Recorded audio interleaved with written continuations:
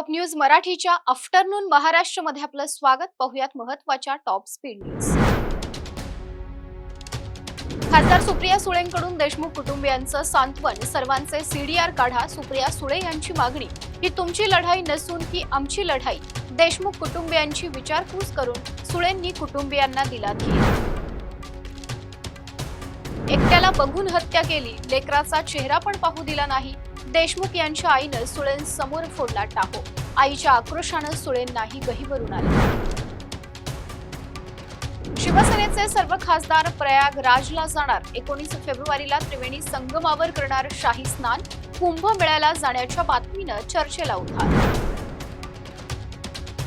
वाल्मिक कराड खंडणी मागत होता, त्याला ईडी का लागली नाही? कराडला मे महिन्यातच ईडी सीबीआय लागायला पाहिजे होती.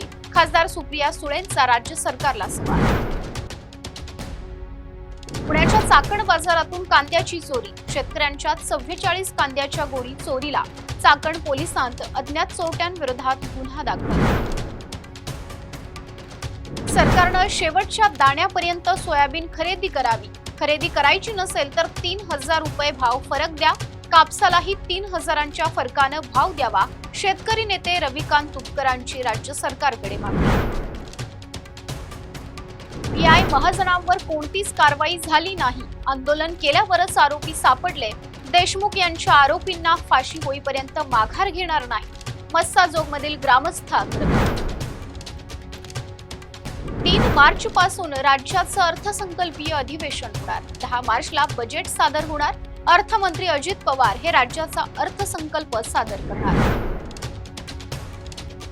शिवसेना भाजपचं मिशन मुंबई महानगरपालिका. शिवसेनेच्या मुंबईतील आमदार पदाधिकाऱ्यांची बैठक. महाराष्ट्र भाजपची ही मुंबईमध्ये महत्त्वाची.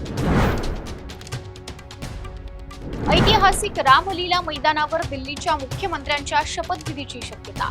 गुरुवारी सायंकाळी नव्या मुख्यमंत्र्यांचा शपथविधी होणार. अद्याप मुख्यमंत्रीपदाच्या चेहऱ्याची निश्चिती नाही. टॉप न्यूज मराठीच्या आफ्टरनून महाराष्ट्रमध्ये इथेच थांबूयात. पाहत रहा टॉप न्यूज मराठी. आपला महाराष्ट्र, आपली बातमी.